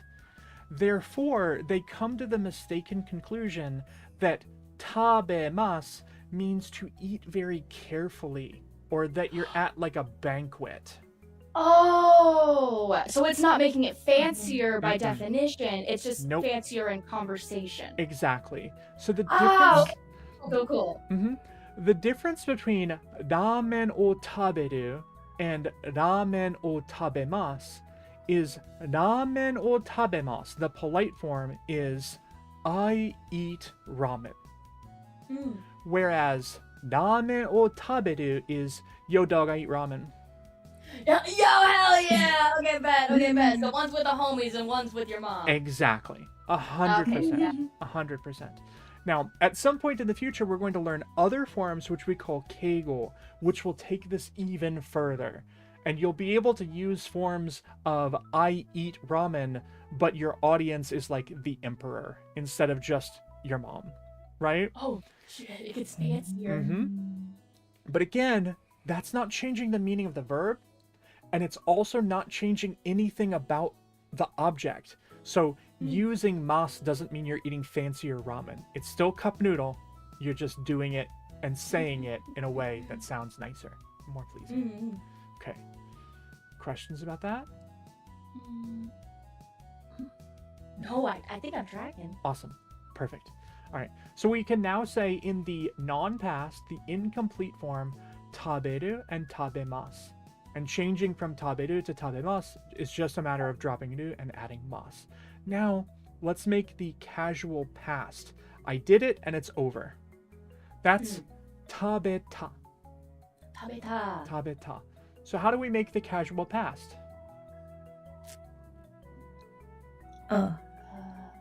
Mashita. Oh, Still casual. Still casual. Gomen nasai. We're still in this one. I'm asking what the process is by which we go from taberu to tabeta.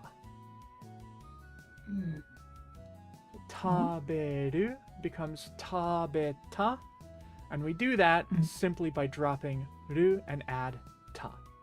Yeah. Okay. Yeah. Sorry, that's what I was getting at. Gomen.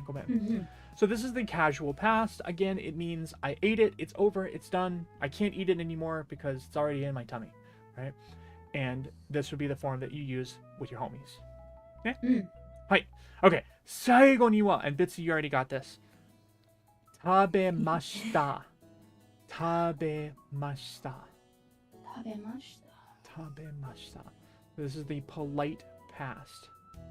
And the easiest way to get to tabemashita is to go from tabemasu to mashita. And you're just saying mas becomes mashita.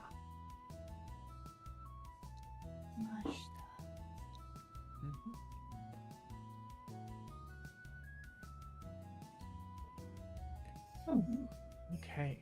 Mashita. Okay. Okay.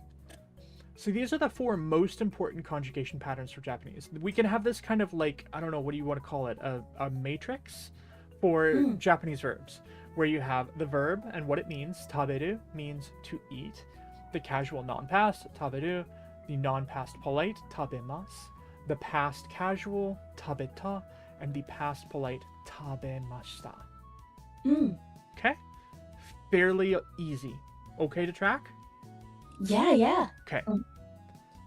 Taberu is what we call an ichidan verb. Ichidan verb. I will talk extensively about the difference between what we call an ichidan verb and a godan verb, but that's for a future lesson. For now, what I want you to know is that taberu is an ichidan verb. Ichidan verbs always end in a ru sound in their casual non-past form. And all ichidan verbs are going to follow this exact same conjugation format, the one that we just saw. So we just saw taberu, and now we're seeing miru. So miru means to see. And in the casual non-past, it's miru. In the polite past, it's in the polite non-past, it's mimasu. In the polite casual, mita. And the polite past would be mimashita, right? And that's the same thing that we saw with taberu. We have the exact same format. You see what I mean? Yeah. Yeah. So in each of these cases, the ru is getting dropped to take mas. Same thing, miru, we drop ru, it becomes mimasu. Taberu becomes tabeta. Same thing, miru, drop the ru, add ta, we get mita. And it's just these two, or is it anything ending in anything ending in ru? Just like this. Oh. Miru and neru. Same thing. Neru, neta, nemasu, nemashita. And so we only conjugate things ending in ru this way. Yes. Anything, well, okay. You're tripping me up a little bit. Any ichidan verb will conjugate this way. Okay. All ichidan verbs end in ru, but not all verbs that end in ru are ichidan verbs. Oh no! Yes. What makes it ichidan? So if it's ichidan, this is the same thing about conjugation. If it is a kanji and then ru, just like this, it's an ichidan verb. But if it's a kanji and an i and then ru, it's probably a godan verb. Oh. Yeah, because I was going to ask about hashiru. Hi. But it's got an E. It does. Yeah. Hashiru. What does ichidan mean? Ichidan means it only has one conjugation pattern, right? And so essentially we're not seeing any change in the sound of any of these. So miru, mimasu. However, the example that Bitsy just brought up was hashiru, and when we go from hashiru to the polite non-past, it's hashirimasu. So it changes its conjugation sound. The ru sound becomes a ri sound instead of a ru sound.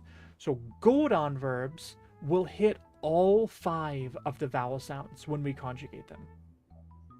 That's why they're called godan, because go means 5. Oh. Ichidan only has 1 sound. It's miru, mimasu, mita, mimashita. Neru, nemasu, neta, nemashita. And ichidans are always verbs. Yes, yeah, all of these are verbs. All of these are verbs. Okay. Hi. So. Godan verbs. Sorry, could we get the example again for a godan verb? Yeah, so I won't go through the whole thing because we're going to do a whole other lesson on it, but hashiru becomes hashirimasu. I'm going to put it in the chat so you can see it. Hashiru becomes hashirimasu. And so you can see the ru becoming ri. So, for ichidan, we have kanji plus ru. For gohan verb. What would that be? It's a little bit tricky, and I don't want to get too deep into the weeds because it becomes a kind of complicated issue. Generally speaking, we will have other methods of finding godan verbs, but godan verbs will not always end in ru. They sometimes end in ru, but if you think about another verb like oyogu, that ends in a gu sound, not a ru sound.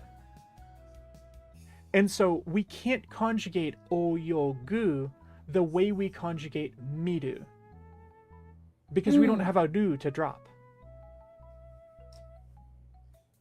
So, are there only 2 ways to conjugate? And that would be the ichidan and the godan? Yeah. In modern Japanese, there are 3 types of verbs in modern Japanese. There are ichidan verbs, there are godan verbs, and there are irregular verbs that don't act like ichidan verbs or godan verbs. Okay, so there's like a weird in-between. However, what's nice is there are only 2. There are only 2 irregular verbs. Oh, Very nice. easy to memorize. Very, very easy to memorize, right? Oh, that's cool. I feel like I'm learning so much right now. Holy cow. Hi. Thank you so much, Bobby. Mochino. I'm happy to do it. So we were talking about oyogu, which is a godan verb. Oyogu becomes oyogimasu. Yeah. So these godan verbs are going to follow that pattern. Instead of drop the ru, we change the last vowel sound to an e when we go to imasu.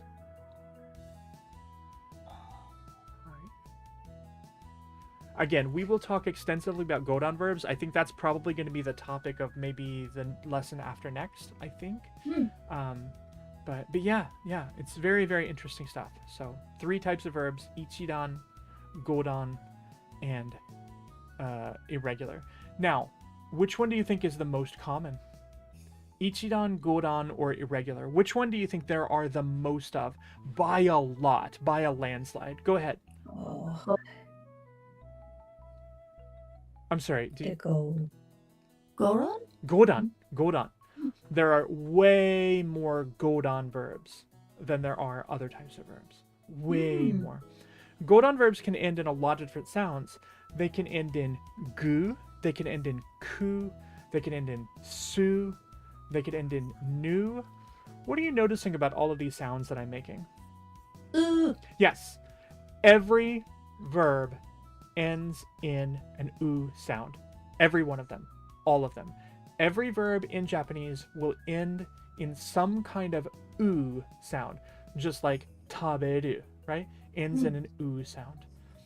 In their dictionary or casual non-past form, all Japanese verbs end in u. Make sense? Good to know. Yeah. Awesome stuff. Okay. How are we feeling? I'm feeling good. I'm taking crazy notes. Good, good. We are going to come back to this, but I think that this is a good place to stop for verbs for today. So the last thing that I wanted to do is I wanted to talk about Japanese culture. Ooh. So let's hit on some points. Yeah, shoes. Shoes. Shoes. Shoes. Shoes. Shoes. Okay, so I thought I would talk about some things that I know, and I thought that maybe, you know, you could also chime in if anybody, you know, knows anything that you want to share about Japanese, you know, culture at all. I lost my place. Chotto matte. Chotto matte. Okay, hold on a second. I broke everything. I broke it all. Oh. All right. So what are some cultural taboos in Japan that you already maybe know about? Don't play music or speak loudly on public transit. Yeah, absolutely. A lot of Japanese taboos really relate to making sure that the people around you are happy and comfortable. Considerate. Hi. I'm going to tell a story in a little bit about something about that, and I think it's very fascinating, but we'll come back to it. So, yeah, being considerate for people. One of the things in Japan that's very common is the idea of bowing. Where does this come from? Like the emperor time periods? Yeah. It really kind of comes from I show you my head to make me more vulnerable, right? It's very much like I am unarmed, which weirdly Samurai. This is also the reason that we purportedly shake hands. There is a idea that when you shake somebody's hand, you're saying I don't have a weapon. My hand is open, right? You can trust me. Yeah. When we think about Japanese bowing, you know, one of the things that you want to know is the deeper you bow, the more respect you're showing. But also with apologies, in particular, when you're bowing, the deeper you bow, the sorrier you are. Ooh. Hi. Carelessly handled says no eating while walking in public. That is true. Really? It's true. It's kind of looked down on a little bit. You know, eating is for eating places. Being out in public, you don't necessarily want to eat. You definitely don't want to eat on a train. That is considered pretty rude. Unless it's a Shinkansen. A Shinkansen is the exception. But if you're on like a public commuter train in like Tokyo, I think people don't particularly like it. It gets real stinky. Yeah, absolutely. There was a bunch of teenage boys eating McDonald's when I was going to Shibuya the other day. So stinky. Yeah, absolutely. And so again, this is all about keeping everybody happy, right? Maintaining a sort of pleasant, happy social harmony. Good. Carelessly handled says a shallow bow is like a half bow. It can be very dismissive. Yeah, it's like I don't really care. Really? But when you're very casual with somebody, then that's okay. If you're apologizing and you're like, I'm sorry, and your bow is like just a tiny little head tilt, Rude. You're not very sorry at all. But if you're walking on the street and there's like an old man who you want to show respect to, a little nod is like Exactly. a good, right? Yes. Okay. Definitely. So like I haven't been making into a man. No, definitely not. So good. Yeah. So that's a little bit about bows, a little bit about eating. What else do we know about Japan? Well, one thing we were taught in the military, because we were stationed on Japanese Marine Corps base just below Hiroshima, was that we're not allowed to go into Hiroshima during the month of August because it's the anniversary of the bombing, and Americans are not well received during that month entirely, so we're not allowed to go during that month. I gotta tell you, the last time I was in Hiroshima, it was August. That right? Like I think it's just something they tell the military people because most of us are dummies, you know, and they go do dumb stuff, and they're like, please don't do anything dumb during this month, during this time, please. I think that's the whole reason. Mm. But that's just something I know. Yeah, for sure. Hiroshima is actually a really beautiful city. It is. Yeah, I love their like cable cars that are still there. So beautiful. Oh. Yeah. So They have there's this one store that's really popular in Hiroshima called the Yellow Submarine. eh, And it's yeah, you gotta check it out. okay. It's I'm sure you could find it. There's only one of them, and it's near the memorial site, pretty close by. So it's this it's not really a tiny store, but it's a decent size. And they have so many figures and amazing merchandise from different anime and manga and whatnot, like different pop culture, Oh. and they're crazy reasonably priced. Interesting. Crazy. I love that. Nice. That's so cool. Thank you for sharing that. Of course. Right. What about shoes? What do we know about shoes? Oh in yeah, Japan? yeah. Mm. Takes You them gotta off. take those off if you enter someone's home. Mm. Do you know why? Because they're dirty and nasty. Because they're gross. dirty. I do them. Because they're dirty. Partly because they're dirty, but a bigger issue is really tatami. It's a much bigger issue if you have Ah. tatami flooring. So Oh. This- tatami are kind of built in such a way that you could lay on them, right? Tatami could in a pinch just function as your bed. Kind of Mm. spongy and kind of squishy, but they're also just woven bands. And if you drag dirt into that and you've drug, like nasty stuff from outside Mhm. and it sinks down into the tatami, and then later you're like, well, I'm gonna lay down on this tatami and watch TV, you suddenly have your face in gross. Yeah. Oh, that's smart. And so the custom is that if you go to a Japanese house, there's an area called a genkan, which, it's hard to translate it. Actually, one of my students came up with a better translation than I ever did. I've always called it a foyer, but foyer sounds really like, doesn't that sound like a rich people Fancy. word? Yeah. Very Um, bougie. Yeah, one of my students introduced me to the word mudroom, which I had never heard of before. Oh Oh. yeah. Yeah, and that's what a genkan is. It's the area where you take your shoes off. Oh, that's brilliant. Mm-hmm. They do the same thing in German households too. I didn't know that. That's awesome. I found that out during Christmas. Neat. Carelessly is implying that they do it in France as well. Oh, that's Oh cool. hell yeah! Huh. It's generally a good idea. Yeah. Good. I mean, keep your floors clean. Very important. Mhm. Sometimes you may have multiple shoes in the house. So on occasion, in like really nice places like a ryokan, a Japanese inn, you may have bathroom slippers that you have to change out of your house slippers into the bathroom slippers so that you can wear them in the bathroom. That's funny. They Yeah. make us do something similar in the military. You Oh. have to take off your boots and put on flip flops if you want to go take a shower. Oh, that's awesome. That's awesome. Mhm. You can't go barefoot. It's a big no. Yeah, athletic foot. Yeah, it's bad. Yes. I have a terrible habit of forgetting to take the toilet slippers back off Oh, and no. then walking around and being totally embarrassed. Oh no! I just forget about them. Oh no. Mickle fan.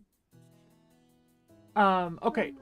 What about Mhm. dining? What about Japanese food? When you're eating, what are some taboos to keep in mind? Don't eat silently, Huh. right? You're I- supposed to make some noise when you eat. I've never heard that before, but I mean, yes, yeah. I think you're right. There is a Japanese proverb that basically translates to your favorite meal is never your favorite meal if you eat it alone. Oh. Yeah. Oh. Your least That's favorite cute. meal is going to be better than your favorite meal if you have good company. So valid. Yeah. Carelessly Handle says, don't rub together chopsticks. That's mostly because you don't want to get splinters. Oh, so valid. But there are a couple really, really important cultural Mhm. taboos that relate to chopsticks. One of them is you don't let your chopsticks stick up in your rice. Yes, that's a really bad one. Yeah. Do you know why? That's something used for funerals, right? Yeah, Or something for- it resembles incense. It resembles Yeah. incense. And so if you have your rice and your bowl and you have your 2 chopsticks sticking out of it, it looks like the incense that you light at a Japanese funeral. Mhm. What about passing food from chopstick to chopstick? Big no. Big That's a no-no. no. Why? Put it on the plate. Mm-hmm.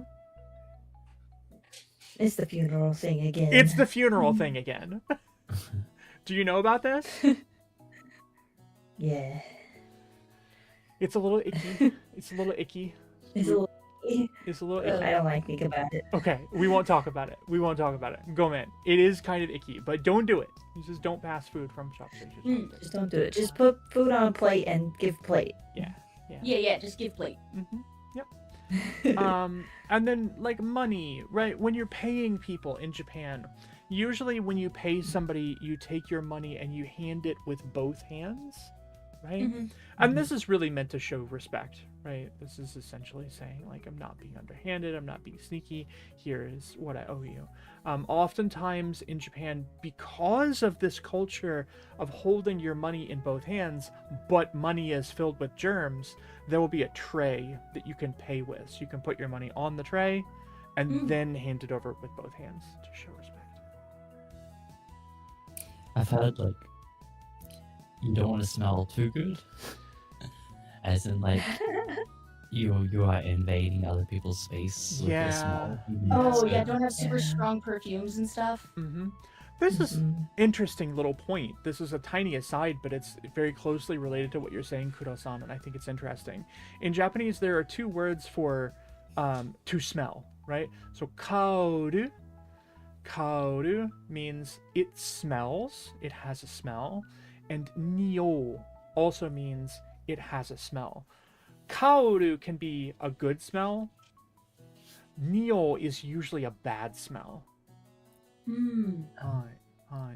So either one, if it's too overpowering, there you go. I feel like that's universal, to be honest, and something that needs to be enforced with Axe body spray. Yeah.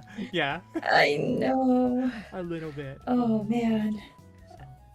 I don't like cologne. It makes me kind of dizzy. So every time a guy walks into a room, I can smell him all the way across. Yeah. I'm like, oh. Yeah, for sure. Mhm. So, do you know why a lot of onsen will not let you in if you have tattoos? Cause usually tattoos are made popular by delinquents. Yeah, Yakuza. Mm-hmm. Have I don't remember if I've told my story about Yakuza or not. I don't think so. I think we'd remember if you talked about the Yakuza. So, what you're telling me is that you do not know the story of the time that a Yakuza boss fed me ice cream? No, we don't! Would you Wait, like let me start recording this for a clip. Okay, go. Would you like to hear this story? Please. Yes. All right. So I was living in Nara, Japan. I love the city of Nara. It's one of I think it's one of the places where I feel the most at home. It just like calls to my heart. I love Nara. It was late at night. I wanted ice cream. I was out with my friend, and there was no place that was open except McDonald's. McDonald's was open and they had ice cream. And so I went to McDonald's with my friend. She stayed outside, so she was actually outside the restaurant looking into the glass, and I could see her. So I get in line, not really thinking about anything, just kind of my mind is on, I am going to get ice cream and I am excited.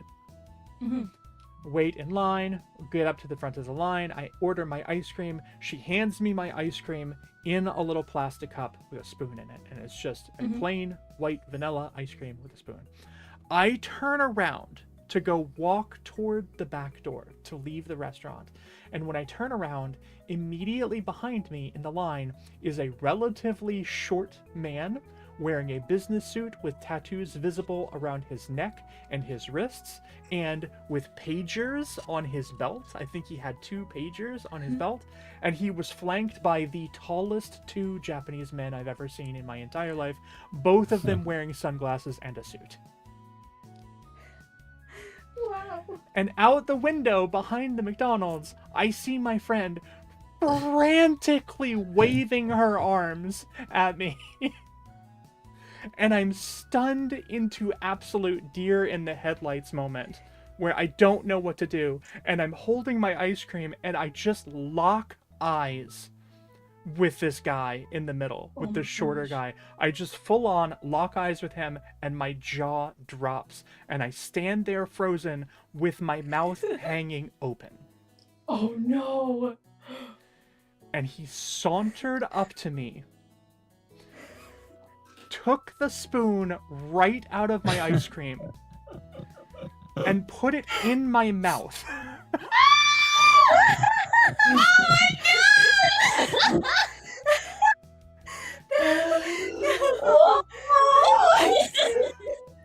And then he said, and I'll never forget this because I have never understood it. Of everything that has happened so far, this is the weirdest part.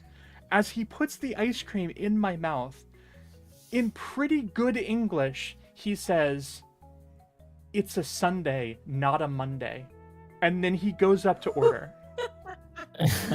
Oh, it's his day off, bro. Oh! Day off.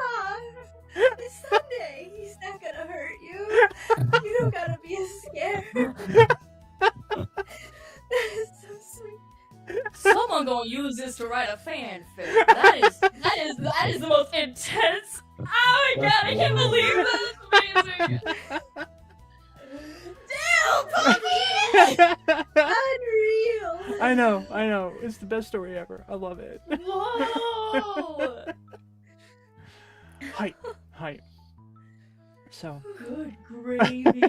How did your friend react afterwards when you told him? I mean, we left, and she was like, "I'm so glad you're not dead." And I'm like, "Yeah, me too." Holy cow. But she watched the whole thing from outside and was just like, "I can't believe that just happened." Crazy. まあ、クレイジーだよ。クレイジーだよ。 So, good. Well, I feel like this is probably a good place for us to stop, ne? I think this was a really fun conversation. I really enjoyed today's lesson. I hope you feel like you learned a lot. Yeah. For next week, we're going to talk about those glides. We will finish hiragana next week. We'll talk about glides, and that will be the end of hiragana. We'll be done. And then we can move on to katakana.